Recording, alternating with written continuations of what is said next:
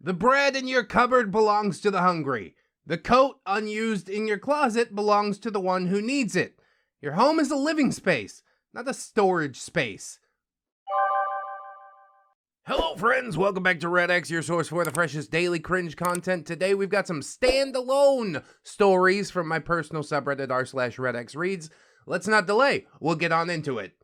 Gunnut's Loathsome Pit of Trash, with special guest Lawsuit Beard, written by our good friend Dawnbreaker Drake, longtime patron of the channel. Thank you so much for your support. And he says, subscribe to ReddX. Yeah, you could. First, I want to offer some value in the video, and then I'll ask you to subscribe somewhere near the middle or the end, okay?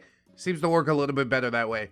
Anyway, hi ReddX, hi Dawnbreaker Drake, hi to all you Jerrys and not Jerrys and Jerry truckers. It is I, Dawnbreaker Drake, and today I bring you the story of Gunnut. Kind of fits with the flintlock beard thing that we did yesterday, no? Now today's story is less of a neckbeard story and more of a beard nest story, because the loathsome apartment that Gunnut calls home is a beard nest / hoarder's den of the highest caliber. Well, that sounds absolutely terrifying. There's a reason that we don't visit neckbeard nests all that often. The photo evidence of it it makes me gag. I wanted to write about Gunnut for quite a while, even before I had considered writing about Windex Beard. Oh, I do recall that. But I wanted to wait for more of the story to happen, since it was an ongoing story. I'm of course lying, because the real reason why I didn't write it earlier is that I was lazy and procrastinating on it, and when I actually started to write it down, I stopped because Capcom released the Resident Evil 4 remake. Seriously, at the time of this writing, I have over 100 hours in that game. 100 hours, it's child's play. No, but I'm glad you enjoyed yourself. Don't feel pressured to write anything at all, okay? The stories come when they come, and I'm grateful for them once they are here. We'll insert a little ramble here so ReddX can say bad words. Ramble about what? I don't know. What was the worst movie you ever saw? Probably something by Adam Sandler. Ow! Are you kidding me? But he also makes some of the best movies I ever saw. It really is just a crapshoot with that guy. Why is the Resident Evil 4 remake the best game ever made? It isn't. Uh-oh. I said it. The best game ever made is Project Zomboid. I'm pretty sure. Either that or like Rainbow Six Siege, depending on the vibe. I don't know. Come up with something. No, I did. I went completely off topic, just like you wanted me to, and now I can say fuck. Isn't that wonderful? Now, before we get to the main story, we need to say hello to our special guest. Introducing, scuffed drum roll, please. Lawsuit Beard! Yes, it is a bonus story of sorts. Now, Lawsuit Beard isn't a beard of the classic stinky weeb variety. However, his inability to take accountability makes him worthy of the Neckbeard title. A lawyer who refuses to take accountability? How absurd! So who is Lawsuit Beard? Well, he's someone who thought that drunk driving on a sidewalk was a good idea. That's right, you can't crash into other cars if you're driving down the sidewalk.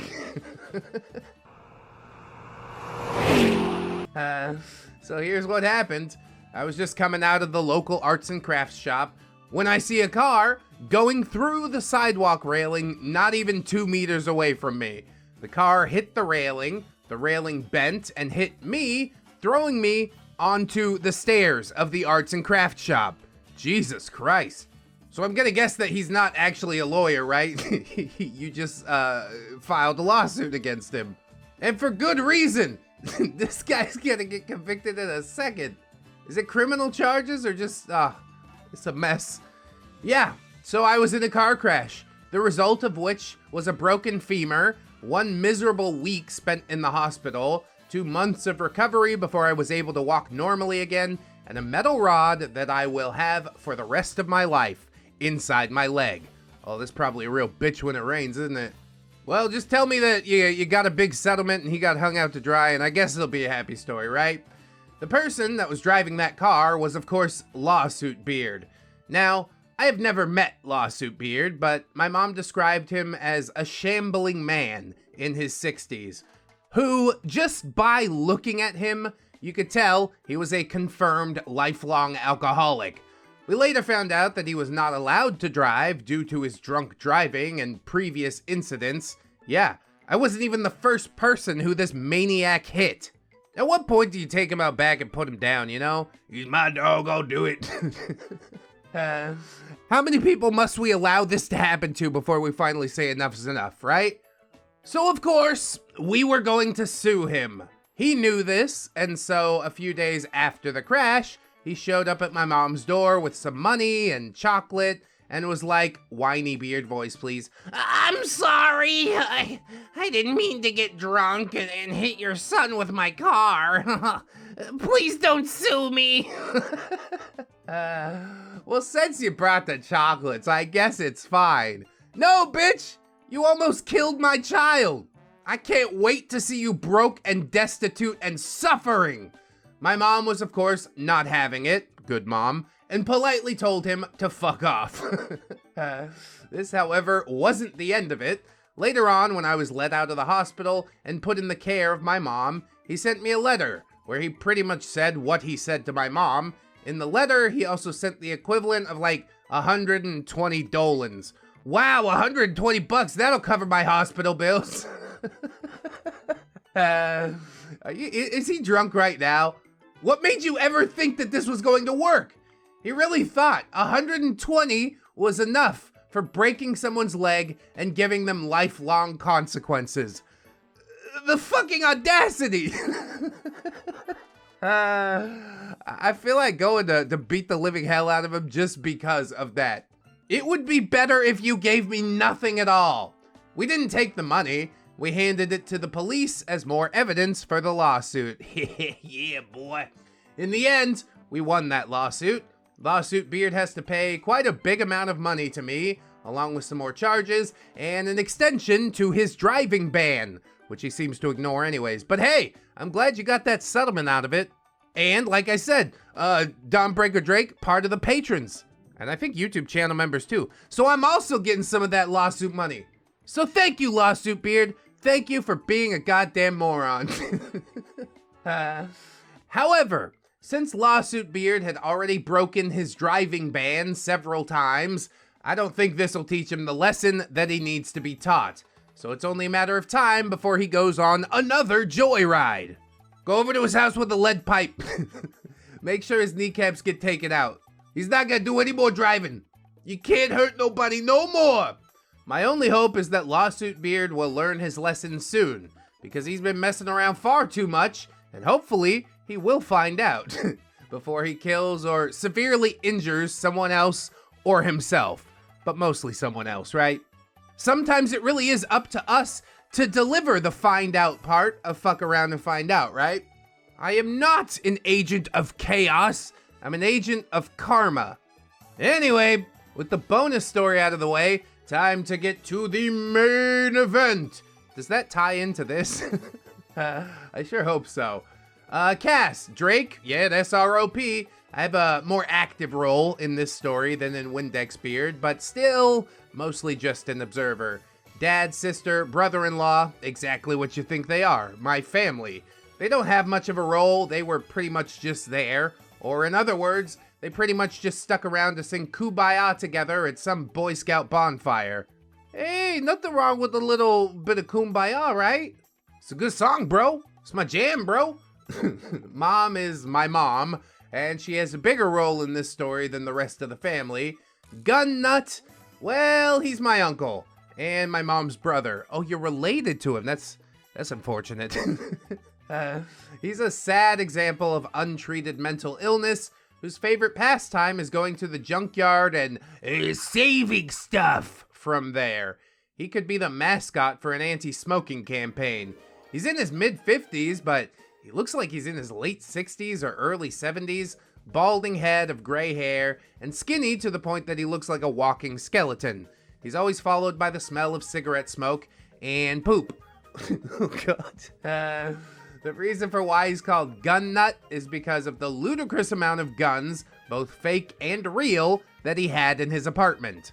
Now, I'm a big proponent. I think you should be able to buy guns, but maybe not the guy with the mental illness, right? We maybe needed to get a little more background checky on that one. So he's a hoarder plus a gun nut, so if you fall on that pile of 50-year-old newspapers that he's collected, you might get shot right through the heart. There's probably a gun under there somewhere. This is really worrying. But I guess we'll just see how it goes. With the cast list out of the way, let's get into it. So the story starts with the death of my grandma, RIP, who was at the time living with Gun Nut. Ooh, that's unfortunate. Through this news, my mom found out about the catastrophic state of Gun Nut's apartment, and so she called up the family to go and help with cleansing that place. The only way to truly cleanse it at this point, fire. Your poor grandma had to spend her last days in that pile of shit too? God, I hate it! She should have been somewhere nice! My mom hasn't been in contact with Gun Nut pretty much since my grandpa died back in 2012, and Grandma was, well, a very unpleasant person to be around, especially to my mom, which is why my mom wasn't in contact with her as well. Okay, she could be mean, but she still doesn't deserve to die in a giant pile of trash, okay? Everybody deserves at least some amount of human dignity. So, just welcome to the nest, and enjoy your visit. Dude, we could clean this thing up as we drive by, just Molotov cocktail through the window. Boom! Cleansed! The day of the cleanup had arrived. Me, mom, dad, sister, brother-in-law all got into the car. And after an hour-long drive, we arrived at the apartment complex where Gun Nut lives. Oh, an apartment, yeah. That's a harder one to justify burning down, I guess. You gotta get the neighbors, too. The apartment complex looked completely normal, mundane, like you wouldn't even consider the horrors inside. Really makes you think. How many loathsome beard nests are located in the apartment complexes and houses that surround you every single day? I never thought about it, but more than you think, probably. We should burn them down just to be safe. Now, even though Gun Nut knew that we were coming, it took my mom a few minutes of ringing the bell and calling him on his phone before we got in. He was most likely still sleeping. After that, we climbed up the stairs and entered the nest. Right as I went through the door, it hit me, like Chris Redfield's fist hitting a boulder. The smell. Enough to break bones and shatter stones indeed. It smelled like an ashtray that hadn't been cleaned for a decade, if someone dunked it into a gas station toilet in a half-assed attempt to clean it.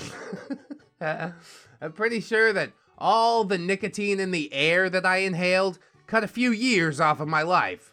Yeah, then we think of all like the insect poop, there's another few years, the black mold, another few years. Actually, I should have been dead 10 years ago. This is crazy. After the initial shock from the smell subsided, I saw Gun Nut for the first time in a decade. He was unrecognizable. He looked like he had aged 20 to 30 years since I'd last seen him. He was a husk of his former self. You just say, hey buddy, had a rough couple of decades, huh buddy? Right after I saw Gun Nut, I saw the absolutely catastrophic state of his apartment. To describe the apartment, it consists of a hallway, 2 rooms, the living/bedroom, and the room that I dubbed the trash warehouse. Oh, that's where all the trash goes. Great. A small kitchen was connected to the living room, a bathroom, and a separate room for the toilet. Compared to the rest of the apartment, the hallway wasn't that bad. The walls were decorated with deer skulls, which were completely covered in cobwebs. There was also a shotgun hanging on one of the walls, which we later found out was loaded. Jesus Christ. What if it falls on the floor? What if it shoots you dead? Maybe that's what he's hoping for, honestly. Honestly, I don't hope for that. This is a very sad situation. But I'm sure once Gun Nut starts talking, my sympathy for him will evaporate. The kitchen was quite a mess. The stovetop almost completely black, and the top of the kitchen unit was covered in trash, and the sink didn't work. The floor there had not seen a vacuum cleaner in a very long time, and the small trash can in the corner, which was completely overflowing with trash, just completed this beardy picture. I don't think any of this family realizes what they've just volunteered to do, you know? We're gonna be here for a month! The bathroom was cluttered, but was pretty much the cleanest room in the whole apartment. The same couldn't be said about the toilet. It smelled awful. And the whole toilet seat was yellowed and covered in small brown dots. Oh, God. Disgusting! Not the brown dots, please. Just wipe it off after you're done. What's wrong with you? Everybody misses a little bit sometimes, but it's like you're not even trying. Ugh. And when I say missing, I mean missing with pee. How did you miss with poop? God damn it. The living/bedroom was really bad. Gunnut's bed was wobbly and barely held together. When we were later checking it, we found out that it wasn't even assembled properly. I am genuinely impressed that it didn't completely fall apart. Yeah, that's good old IKEA furniture for you, which brings us to the sponsor of today's video. Not IKEA, actually, but Dayton Dies, our very own creepypasta channel, as well as Mr. and Mrs. ReddX, our very own vlog channel. All produced by ReddX Industries. If you'd head over to those channels in the pinned comment, I'd be so thankful for your support over there. We're trying to expand, get bigger and better, and we do got a lot of interesting stuff going on. Anyways, back to the story. There was also a fucking sword next to the bed. It wasn't a katana, though. I think it was a rapier or a cord. I don't know. This is the closest thing that I was able to find. Ooh, fancy. I don't know nothing about swords.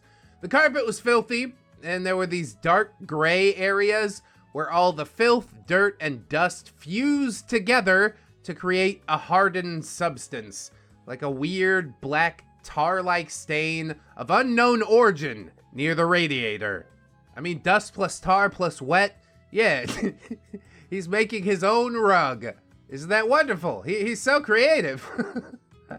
There was also this weird discolored spot on the wall, which Gunnut explained was from the time that he accidentally discharged the shotgun into the wall. Bro, you live in an apartment complex. That's been established, right? Oh my God. How were the police not called? How is this place not condemned within the week? It's just insanity. The rest of the room just had a lot of trash laying everywhere, like old newspapers, all sorts of food boxes, cigarette butts, beer bottles galore, and enough dust to instantly kill anyone with asthma.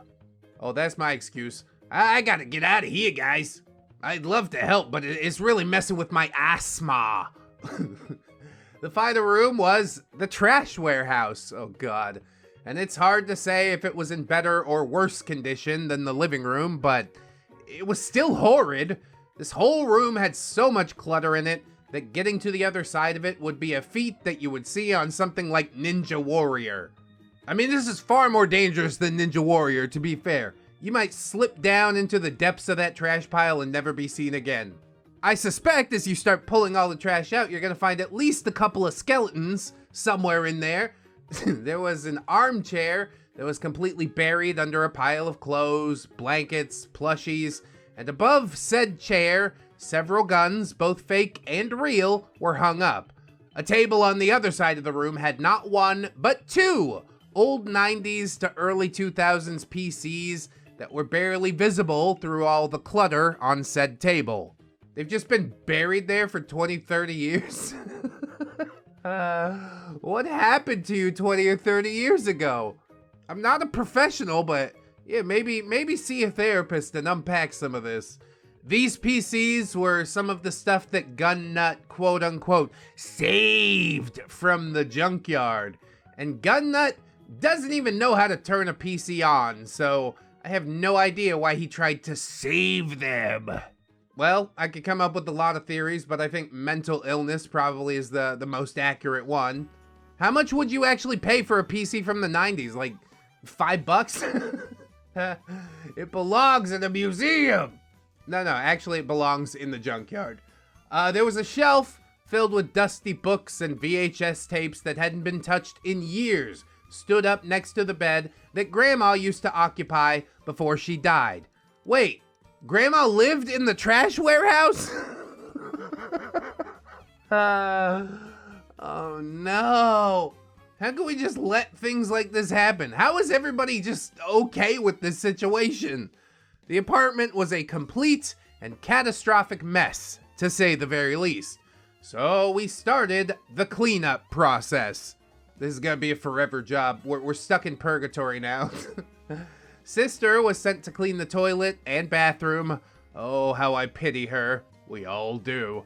Dad went to the kitchen to fix that broken sink. Mom started to go through the living room and putting all the garbage she found into trash bags.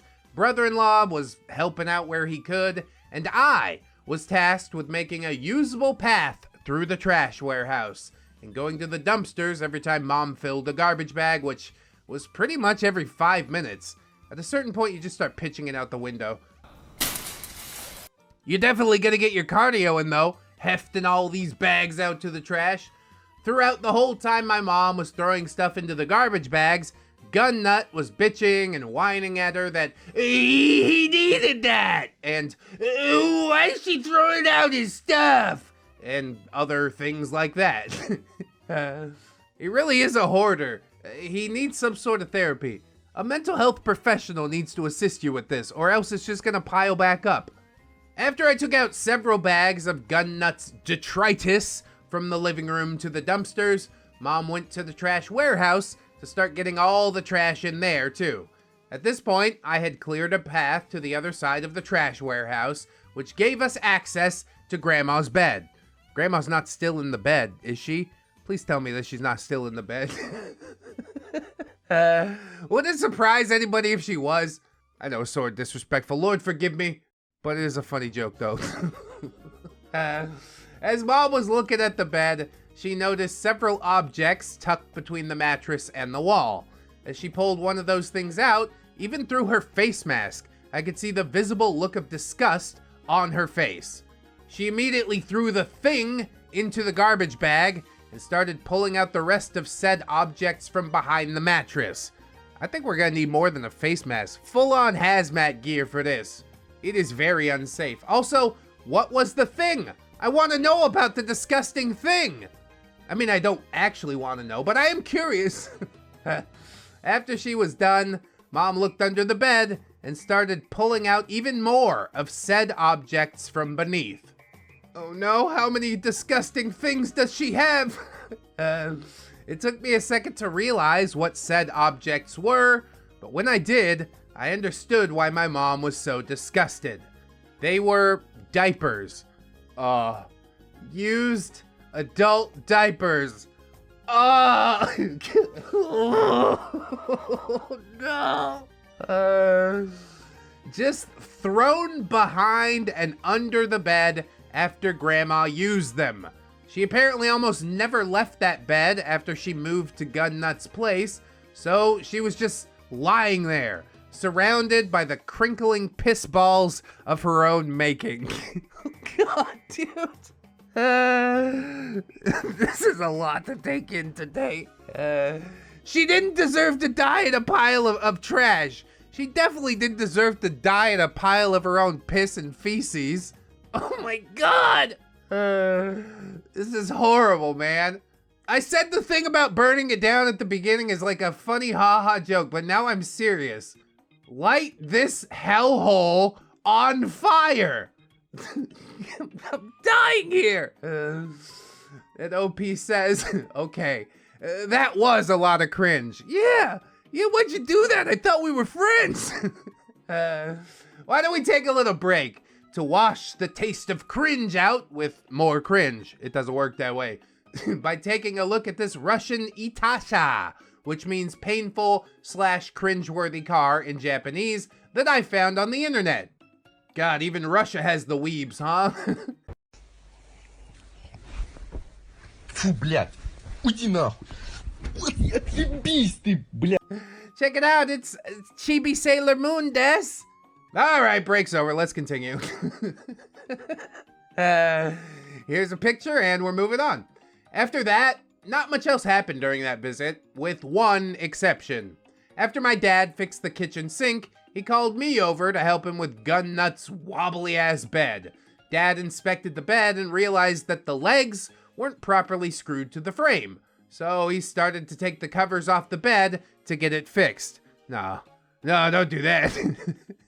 You can fix it with the covers still on. Even then, you probably don't want to disturb the mattress too much or cockroaches are just going to come flooding out of it. They've been feasting on crinkly pee-pee diapers, don't you see?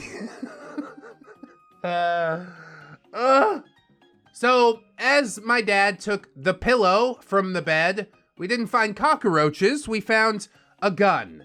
Gun Nut had hidden a goddamn gun under his pillow. Just hoping it'll go off in the night, huh? I go to sleep with the safety off every night. And every morning I still wake up. That's sad. We called Mom over to take a look at it, who then immediately confronted Gun Nut. Mom, why the fuck do you have a gun under your pillow? Gun Nut, for self-defense, of course.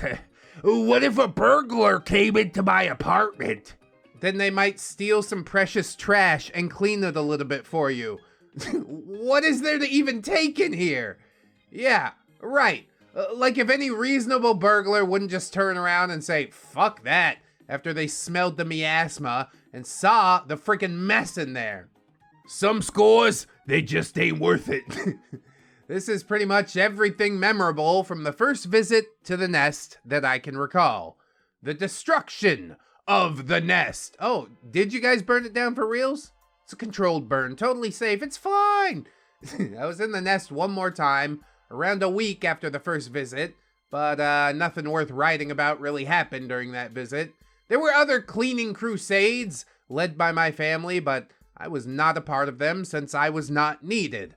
Almost a year passed, and quite a lot of the stuff surrounding Gun Nut happened that year, but the most important thing is that my mom put Gun Nut into a mental hospital for like 2 months to get him a diagnosis, which he needed in order to be eligible for disability. I mean, at least she's trying to get him some help, you know? Even if he is her estranged brother, she does have pity on him and stuff. Mom's a good character, you know? I don't know if she necessarily forgave him, but at least she's trying to put things more right. Gotta applaud that. Bigger person than me, I'm pretty sure. During the time he was in the hospital, Mom decided to act. It was time to destroy the nest for good and make it into the livable space that it once was. Well, that is just not going to happen, I'm pretty sure. She got the whole family back together and told us her plan. It was simple. We would throw out almost everything from the nest. What was salvageable would be kept, but everything else would be thrown out. There's nothing salvageable. I'm still voting for fire. Just a nice big bonfire.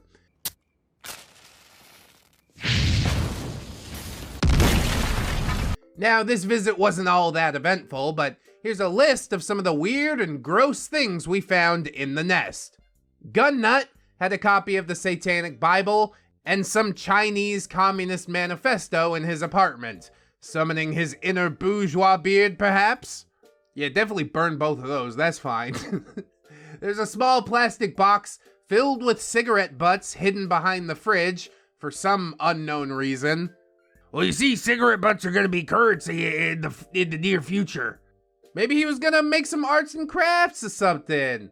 Now he's gotta smoke 10 million cigarettes all over again. There was a pair of Crocs that belonged to him, which were growing mold on the inside. Ugh. Then again, I can't be that surprised. Everything in this house has mold on it, basically. In his nightstand, there were at least 10 handguns and quite a lot of knives, too. Every time we thought we got all of them, there was another one. All of these guns and knives then got locked into a metal box that was bolted to the floor in the closet. I have no idea why it was bolted to the floor. So the burglars can't get it, dude. Nobody's walking away with my hoard of guns and knives. This is all really weird.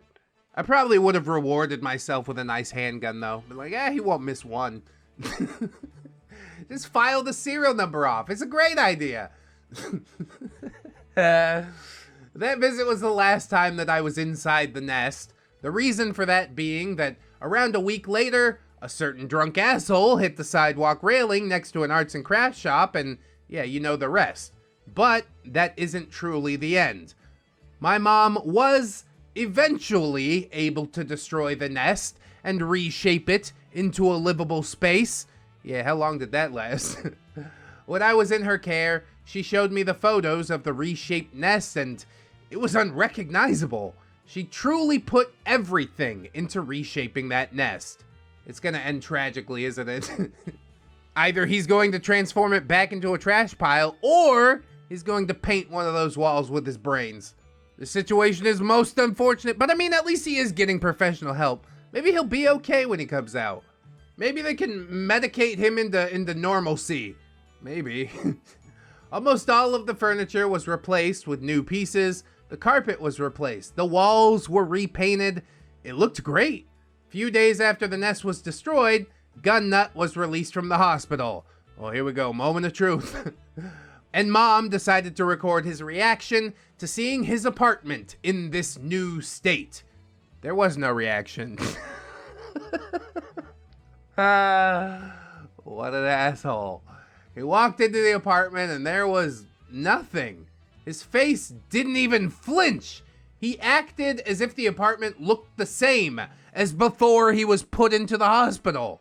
I mean, either they've got him on a hell of a chemical cocktail where he can't overreact to anything, or he's just a total dick. I lean towards the latter. My mom also banned Gun Nut from smoking in the apartment, since during the last year, she became the owner, telling him that if he wants to smoke, he has to go outside. Well, Gun Nut didn't like this, and came up with the excuse that, he doesn't want to smoke outside, because there's always snow there. Okay, then quit smoking. Yeah, it's the snow that's there for like a few weeks of the year, if at all, and definitely not the fact that he's too lazy to go down a flight of stairs to go outside. Hell, there's even an elevator in his building, so he has no excuse to not go smoke outside. I mean, just open a window, lean your head out. That's what we used to do in the Navy. Like, you have to smoke outside. I'm like, yeah, I'm sort of outside, kinda. Just don't let nobody see you doing it or they get all butt mad. Mom then gave Gun Nut an ultimatum in the Arnold voice. If she found out that he smoked there or saved any more stuff from the junkyard, she would sell all of his precious guns. Or she might just take them all and use them to take down a communist cult. And again, I'm hoping for the latter. And that's all she wrote. Ever since the ultimatum, Gun Nut is seemingly on pretty good behavior, since I've not heard anything from my mom about him. I know that's kind of an anticlimactic ending, but not every story can have a satisfying ending. If something worth writing happens surrounding Gun Nut, then I'll make an update to this story, but hopefully nothing will. Yeah, I hope the same too, man. His problems are sorted, he's getting his life turned around. Even if he was kind of weird and gross, I mean, he doesn't have to stay that way. And I think that does my heart well. And with that, I've written down all the beard-adjacent stories I have experienced. Aw, great job. But I don't feel like stopping. Hey! I think I want to try out some creative writing, so Mr. ReddX, does a Resident Evil-inspired beard fic sound good?